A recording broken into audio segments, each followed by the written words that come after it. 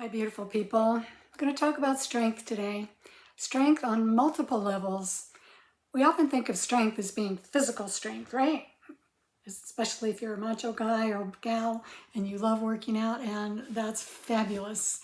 I wish I loved working out a lot more than I do. But strength can be on any level whatsoever. It can be physical, it can be emotional, it can be mental, it can be spiritual. We can have strength or weakness on every level. Now, our society is super big on calling ourselves weak if we don't do something that we think should be perfect. Well, there's no perfection, right? No matter what you think is perfect, when you look at it a second or third or 10th time, you're going to see some flaws and think, oh, well, that wasn't really perfect, and I wasn't strong enough, I was weak. So anyway, I want to talk to you about strength is recognizing your weaknesses.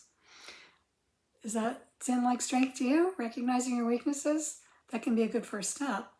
Recognizing where you're strong, where you're weak, what your strengths and weaknesses are. It's important to know those things. So how do you build strength? You build strength by making a decision and making a commitment that you're going to do something and then doing it over and over and over again.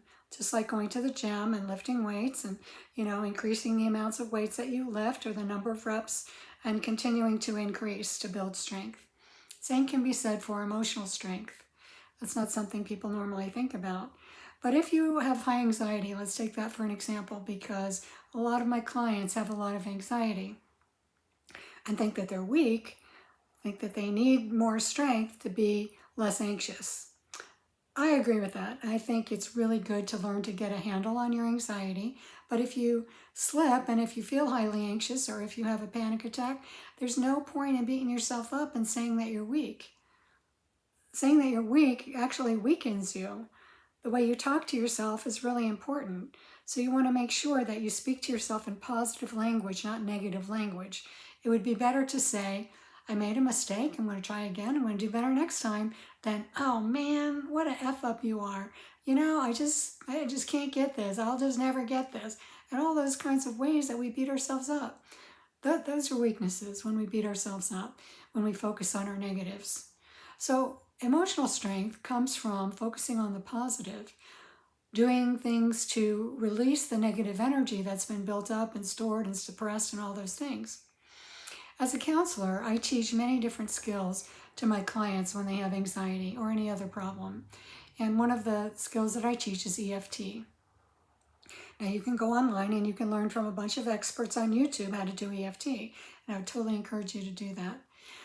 If you have a lot of anxiety, if you have a lot of, hate, anger, sadness, you can use EFT to release your body from the pent-up emotional residue from things that have happened to you in your life.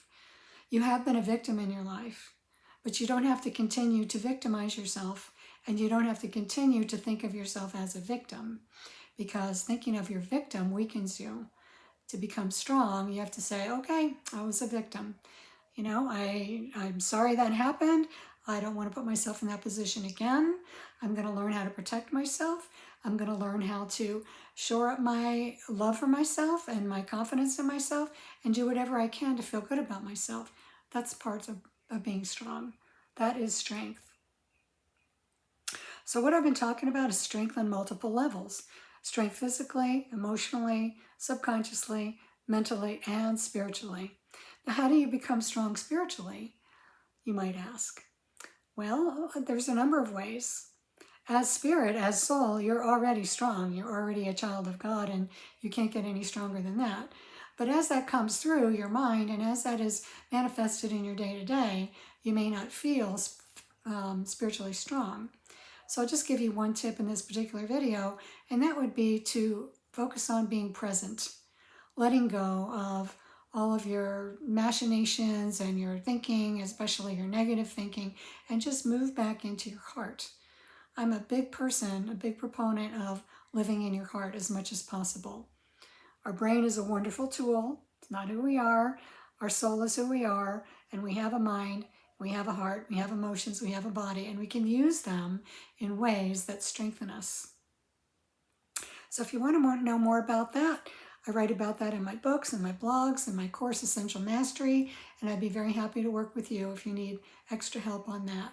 So I wish you a lifetime of increasing strength, not your ideal of strength, but increasing strength to get yourself where you want to go. All right. Take care. Have a wonderful day, and thank you for listening.